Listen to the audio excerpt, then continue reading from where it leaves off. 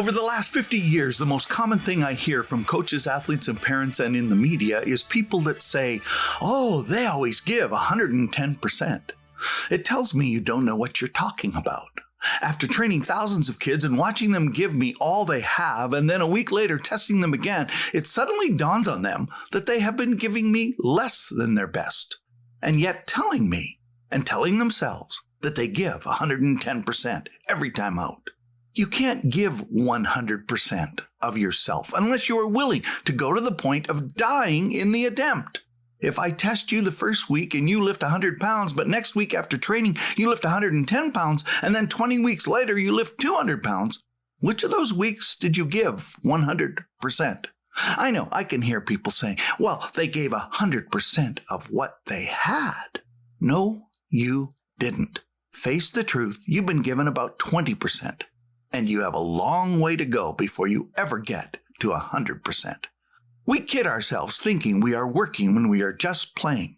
Pancho Segura said this, "An hour of hard practice is worth 5 hours of foot dragging." I'm Jungle Jim Hunter, and you're listening to 831 Living Your Best Life podcast, where we inspire participation, communicate precision, and empower performers to podium. And we hope you will tell all of your friends and relatives and people you work with to go to their favorite podcast provider or junglejimhunter.com or YouTube and subscribe.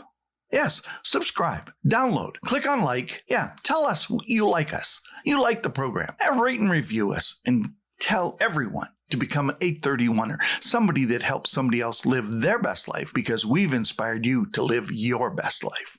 Well, the 32nd Olympic Games are over, and there's 12 days to the 16th Paralympic Games coming up, and I hope you'll continue to watch and support the Paralympics as much as you did the Olympics. Stop fooling yourself. You give what you think you can give. It's closer to 1% than 100%. We always move in the direction of the lowest denominator unless you plan and prepare to give more each time out. I ask athletes training in the gym if they have given all they can give. They will say, yes. Then I will take them aside, mentally prepare them for the next lift. And while doing so, my trainer adds another 10 pounds, sometimes 20. Then they go back to the lift and they will lift it the required reps. I'll ask them how much they have on the bar, and they're always surprised by how much they could do if they stop setting limits before they do the exercise. Every person can do something physically, then add at least 10% to that if you're prepared mentally, and they are shocked at what they can do if they're prepared emotionally. This is the kind of performance you see in the championships and the Olympic and Paralympic Games. It's rare, but in training, I have only seen a few people give above 80% of their capacity, yet we see it in championship matches all the time. What would you lift if you didn't know what the weight was? Every athlete I have worked with is the same way.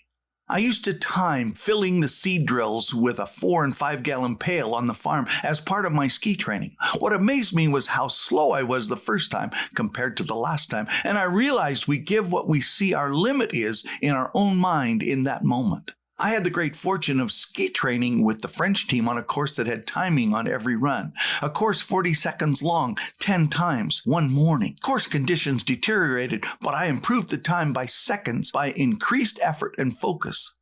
10 times I increased my time. I kept asking myself, how can I make sure that I give my best run each time? Do you give all you have every time? Bring all your emotional, mental, physical, and technical skills to a complete focus. If you know you can improve something, you still haven't come close to giving your best. The best estimate, they perform at about 80% of their real potential. So push yourself past the point you reached last time so that you know what you can do when it comes to competitive time. When it's Christmas or when there is a need somehow, we always find a little bit more, don't we? Will you? We just went through this pandemic and somehow we found a way to do more, give more, make do with less, and give more to help others because we are nowhere near close to giving our best until we realize we can do more than we have ever done before. A young lady after her first set was squatting 80 kilograms and said it was all she could do. I focused her mind while my assistant placed an additional 25 kilograms on the bar. She completed the second set thinking the difficulty was just fatigue. I told her to get a drink and refocus. Then I spoke to her and raised her focus emotionally, not knowing we added another 20 kilograms. She completed the third set and I asked her how she felt. Great, she said. I asked how much more she wanted to add for the fourth and final set. And she said she usually added another 10 kilograms. My assistant added another 20 while I kept her distracted.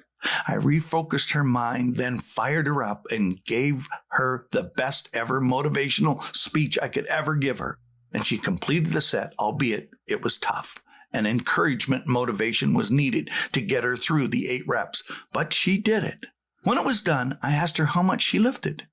She looked at the bar and added it up, 145 kilograms.